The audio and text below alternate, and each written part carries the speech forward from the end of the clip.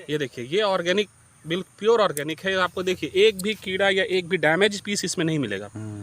कोई damage grains इसमें आपको नहीं अवेलेबल है, पर ग्रेन साइज आर स्मॉलर, बहुत छोटा है इसमें। नमस्कार, मैं हूं सूरज। आज आपको लेकर आए हैं पुनाई में, और सबसे बड़ी बात यह है कि आज हम उस धान के खेत के पास हैं जो ऑर्गेनिक तरीके से जिसका उत्पादन हुआ। आप देख भी रहे होंगे, कैमरे में देख रहे होंगे कि ये जो धान की बालियां पक चुकी है। और इस धान की सबसे बड़ी खासियत ये है कि धान की बालियां तो अच्छी आई हैं, साथ ही कहीं कालापन नहीं है, किसी तरह के कीटाणु नहीं है। जबकि आम धारणा यह होती है कि जो ऑर्गेनिक तरीके से खेती होती है उसमें चुनौतियां बहुत सारी होती है। तो धान की ये खेती किस तरह से हुई है, इस बारे में जानकारी हासिल करते हैं। हमारे साथ इस खेत के मालिक हैं और जो धान की खेती कर रहे हैं, करवा रहे हैं, तो उनसे आइए जानते हैं कि किस तरह से इस धान की खेती हम कर सकते हैं। नमस्कार सूरज जी। और मैं अभय विकास, और मैं बीटेक मैकेनिकल इंजीनियर हूँ। और अभी तो साइंटिफिक एग्रीकल्चर की तरफ सब लोग बढ़ रहे हैं धीरे धीरे, समय के साथ चेंजेस के अनुसार। केमिकल का खेती सब कर रहे हैं, केमिकल यूज़ करके सब खेती करते हैं। लेकिन जो उसमें जो है प्रोडक्टिविटी तो बढ़ता है, इसमें कोई शक नहीं है। लेकिन एज हेल्थ वाइज वो कॉन्शियसनेस जो देखा जाए तो उसमें वो बहुत ज़्यादा परेशानी आता है, क्योंकि बहुत सारे यूरिया है, डीएपी है, तो उसमें न्यूमरस ऑफ केमिकल्स द्वारा बना के उसको बनाया जाता है। तो जो पार्ट बाय पार्ट धीरे धीरे वो आपके शरीर में जाता है, और कहीं ना कहीं आपके लीवर, किडनी डैमेज, ब्रेन। तो हम ये चाहते हैं कि लोग ऑर्गेनिक खेती की तरफ मुड़े, और ऑर्गेनिक विधि से प्रोडक्शन किया हुआ जो भी अन्न है, चावल है, आलू है, दाल है, उसका ही इस्तेमाल करें। उससे क्या होगा कि आपका जो इम्यून सिस्टम है वो काफ़ी स्ट्रांग हो जाएगा, टाइम टू टाइम स्ट्रांग हो जाएगा। पुराने ज़माने में देखिए इतने डॉक्टर नहीं थे, इतनी मेडिकल फैसिलिटीज़ भी नहीं थी, फिर भी लोग स्वस्थ रहते थे। लेकिन आज सब कुछ होने के बावजूद भी लोग परेशान हैं। हर घर में 2-4 बीमारियां कॉमन है, डायबिटिक है, शुगर है, ब्लड प्रेशर है, हार्ट है, ये कॉमन डिजीज़ है। और जहाँ तक रही बात चुनौतीपूर्ण की ऑर्गेनिक खेती की, तो मुझे नहीं लगता है कि बहुत ज़्यादा चुनौतियाँ हैं। पर सरकार का मैं ध्यान आकर्षण करना चाहूँगा कि जिस तरह का सब्सिडी अन्य खेतियों में दिया जा रहा है या प्रोत्साहन दिया जाता है, तो ऑर्गेनिक एग्रीकल्चर करने के लिए भी गवर्नमेंट की तरफ से कोई स्कीम आना चाहिए जो लोगों को प्रोत्साहित करे इसके लिए। क्योंकि संभवतः हो भी, लेकिन जानकारी उसके लोगों को जानकारी लोगों तक नहीं पहुंच पाती है। तो एक कैंपिंग के थ्रू या किसी माध्यम के थ्रू इसको लोगों तक पहुंचाना बहुत ज़रूरी है। क्योंकि ऑर्गेनिक खेती करने से प्रोडक्टिविटी तो निश्चित है कि कम होगा ही होगा, प्रोडक्टिविटी कम होगा, लेकिन जो होगा क्वालिटी हमेशा मेंटेन रहेगा। इसमें क्वांटिटी नहीं आएगी, पर क्वालिटी रहेगी हमेशा के लिए। और स्वास्थ्य के साथ समझौता करने वाली स्थिति नहीं आएगी। स्वास्थ्य के साथ समझौता आप नहीं कर सकते हैं। और जो इसमें है कि इसमें प्रोडक्टिविटी, इसमें देखिए हमने लगाया है, ये प्रोडक्टिविटी काफ़ी इसमें कम आएगी, पर जो जितना भी आएगा वो एकदम 100% प्योर आएगा, विदाउट केमिकल वाला। ये जो है, ये जो मैंने लगाया हुआ है धान, ये देखिए इनकी बालियाँ काफ़ी नॉर्मल तरीके की आपको दिख रही होंगी। जो जूम करके मैं चाहूँगा दिखा दें इनको एक बार। एक मिनट जूम करके एक बार देखिए आप। ये देखिए, ये ऑर्गेनिक, बिल्कुल प्योर ऑर्गेनिक है। आपको देखिए एक भी कीड़ा या एक भी डैमेज पीस इसमें नहीं मिलेगा। कोई डैमेज ग्रेन्स इसमें आपको नहीं अवेलेबल है, पर ग्रेन साइज आर स्मॉलर, बहुत छोटा है इसमें। लेकिन ये हेल्थ वाइज बहुत ज़्यादा अच्छा है। हाँ, कॉस्टिंग के बाद जहाँ तक करें तो काफ़ी ज़्यादा कॉस्टिंग आती है, क्योंकि ये अगर हमें बेचने के लिए अगर लगाऊं तो इसका कॉस्टिंग बहुत ज़्यादा आ जाएगा। लेकिन खाने के लिए, हाँ, ये सिर्फ खाने के लिए।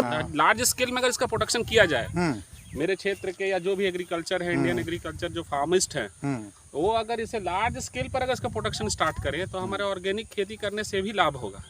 क्योंकि अभी तो कुछ दिन पहले ही एक्सपोर्ट करने का परमिशन मिल भी गया है, शायद भारत सरकार की तरफ से एक्सपोर्ट करना है। तो इस तरह का प्रोडक्टिविटी का जो ऑर्गेनिक एग्रीकल्चर द्वारा जो प्रोड्यूस किया हुआ जो फूड ग्रेन्स है, उसका डिमांड फॉरेन में बहुत ज़्यादा है, क्योंकि बाहर के लोग बहुत ज़्यादा हेल्थ कॉन्शियस होते हैं। लेकिन हमारे इंडिया में अभी इसको थोड़ा सा जागरूक करने का लोगों को ज़रूरी है कि यूरिया खाद कम डालें। और दूसरा चीज़, सिर्फ खेती ही नहीं, इससे ज़मीन का भी नुकसान होता है। इसका जो लैंड एरिया है वो भी खराब होता है, कुछ समय के बाद इसका प्रोडक्टिविटी कम हो जाती है। लेकिन मैं जब से कर रहा हूँ इसमें, मैं हमेशा इसमें ऑर्गेनिक एग्रीकल्चर। कितने जमीन में इसकी खेती हो? ये लगभग 2 से 2.5 एकड़ में मैंने किया है। टोटल धान का ही किया है, और नेक्स्ट इसके बाद सरसों या गेहूं का जो भी है। लेकिन सब इसमें ऑर्गेनिक ही मैं करता हूँ हमेशा। खुद का है अपना पूरा ऑर्गेनिक, और सब मैं पर्सनल यूज़ के लिए रखता हूँ। अच्छा, एक बात और है, जो ऑर्गेनिक करना चाहते हैं या इस दिशा में बढ़ना चाहते हैं, उसको क्या कहना चाहेंगे आप? जो ऑर्गेनिक एग्रीकल्चर खेती करना चाहते हैं, मैं चाहूँगा वो लोग आगे आके इसमें और करें, बड़े से बड़े लोग पैमाना पर जुटे इसमें। लेकिन इसमें आपको गवर्नमेंट की तरफ से अगर सहायता नहीं भी मिले तो प्रयास कीजिए कि आप खुद से करिए। और यदि इस मतलब इसमें हम माड़ भात खा माड़ सकते हैं। भात और सिर्फ यदि आप नमक और चटनी हो हाँ। तो आपको दाल की जरूरत नहीं पड़ेगा। इतना स्वाद इसमें है इसके चावल में। पहले हम लोग करते थे खेत में, पहले होता था करहनी होता था, झींगा होता था, मेहरा होता था। इस किस्म का धान हम लोग किया करते थे। आज से 30 साल पहले यदि हम जाते हैं, 30 साल पूर्व, तो नया इस धान में माने पहले यूरिया का प्रचलन तो नहीं था, सिर्फ गोबर पर होता था। हम वही फिर उसी युग में आ रहे हैं। और आप जो देख रहे हैं धान, इसमें एक भी कीड़ा भी नहीं है। रासायनिक खाद डालने के बाद बहुत सा कीड़ा हो जाता था, रोग हो जाता था। अब इसमें नहीं है, इसमें खाद नहीं डाला गया है तो इसमें नहीं है। और आप देख रहे हैं एक एक बाल में आपको कहीं भी कालापन भी नहीं दिखेगा। जैविक खाद इस माने यही है कि रासायनिक नहीं पड़ा है, जिसके चलते ये पूरा शुद्ध है और खाने में तो स्वाद का कहना ही नहीं है। अच्छा, एक बात और बताइए, जैसे कि जब हम ऑर्गेनिक खेती की बात कर रहे हैं, धान की बात कर रहे हैं, तो इसको किस्म के चयन में भी इस वक्त कुछ ध्यान रखने की ज़रूरत होती है, या कोई भी किस्म को हम ऑर्गेनिक तरीके से उगा सकते हैं? देखिए, ऐसा है कि जैसे मान लीजिए कि हम बाजार से जो धान खरीदते हैं, जो धान आजकल हम बाज़ारों से खरीदते हैं, उसको 2-3 साल यदि लगातार आप खेत में कर दीजिएगा बिना खाद का, तो स्वतः वो धान पुराने अथी में आ जाता है।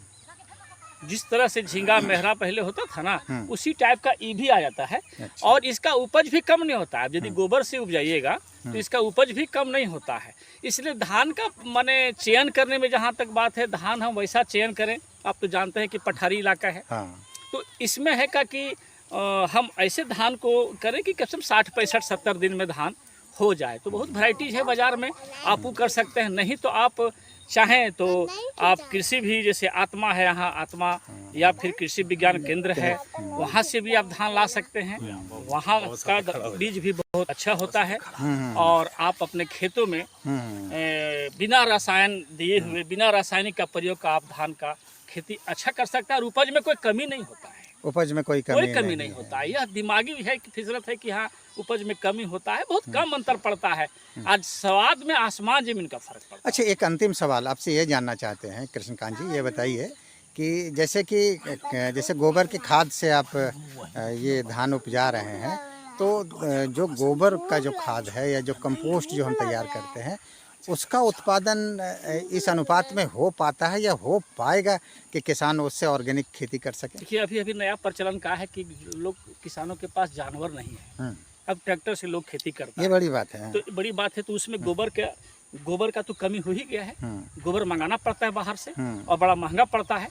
लेकिन अब जरूरत है लोगों को कि अपने यहाँ गाय पालें, जानवर पालें। जो पारंपरिक कृषि थी, पारंपरिक कृषि का जो हमारा स्रोत है, जो हमारा खाद का स्रोत है, हम उसको फिर से लावें। यह जरूरत है, अभी का समय की पुकार है यह। और ज़रूरी है लोगों को कि अपने यहाँ जानवर रखें खेतों में। खेती करने के लिए गोबर होगा, उससे आप जलावन भी कर सकते हैं। बायोगैस भी का भी प्रयोग कर सकते हैं यदि आपके पास भारी मात्रा में गोबर हो। तो अब ज़रूरत है लोगों को अपने यहाँ जानवर पालने का। जो ये परंपरा कुछ दशक से देख रहे हैं, कुछ हटता जा रहा है। तो मैं तो किसान भाइयों से यही आग्रह करता हूँ कि अपने घर में आप पशुपालन करें, गाय रखें, जानवर रखें, तो आपकी खेत में भी रासायनिक खाद न दे के जैविक खाद पड़े और आपका खाना, आपका जो थाली का खाना है, वह बहुत ही स्वादिष्ट हो। और कैसा हम लोगों के खेत में सूरज जी बहुत पहले से हमको याद है, नारधार, अतगोली और ये टीना धान हम लोगों का होता था, जो ये पाया जाता था हमारे अथी में। टीना धान जो आज बहुत 80 रुपये से ऊपर उसका चावल बिकता है। तो नारधार, अतगोली, धुसरी है ना, ये सब जो पुराना धान है, तो इसमें हम लोग माड़ भात भी खाते थे तो बहुत मीठा लगता था। लेकिन अभी का जो चावल है, अभी जो यूरिया और डीएपी दे के लोग जो चावल उपजाते हैं और जो रासायनिक खाद का प्रयोग और दवा का प्रयोग करते हैं, उससे प्लांट पर असर पड़ता है। क्योंकि मैं साइंस का विद्यार्थी भी रह चुका हूँ और बॉटनी का मैं स्टूडेंट रह चुका हूँ, इस हैसियत से भी मैं जानता हूँ कि प्लांट पर, उसका खान पान पर भी असर पड़ता है, जैसे मनुष्य पर खान पान का असर पड़ता है। तो आप अच्छा प्लांट का खाना खाइएगा तो आपका शरीर भी उतना ही स्वस्थ रहेगा।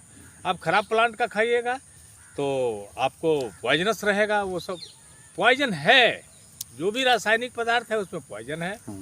गोबर का बना हुआ जितना भी आपको गोबर से, या जो अभी लोग खाद बना रहे हैं, खास करके गोबर और मिट्टी से जो खाद बन रहा है, भूसा से खाद बन रहा है, ये सब खाद का उपयोग अगर हम लोग करें तो शायद ये रासायनिक खाद की हम लोगों की आवश्यकता नहीं हो। अच्छा, एक बात जैसे अभी देखते हैं कि जैसे एक ब्राउन राइस का प्रचलन चला है, जैसे मॉल वगैरह में, बड़े दुकानों में सारी चीज़ें मिलती थी। ब्राउन राइस क्या वो पुराना देहाती चावल ही है या कुछ अलग है ये? देखिए, अभी बिजनेस टेक्निक अलग है सूरज जी। हाँ। ब्राउन राइस क्या है?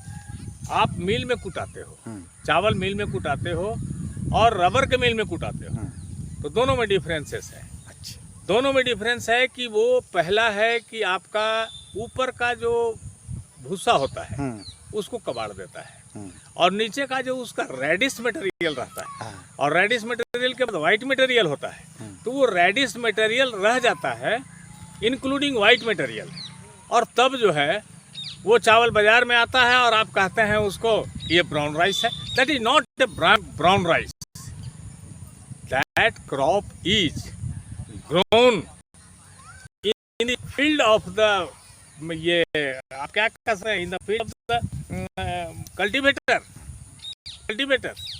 और उसमें होता है क्या कि वो लोग बराबर उसका उपयोग करते हैं, और ब्राउन राइस का सिर्फ नाम देके ये ब्राउन राइस बेचा जा रहा है मार्केट में। मैं कभी उस ब्राउन राइस का समर्थन नहीं करता।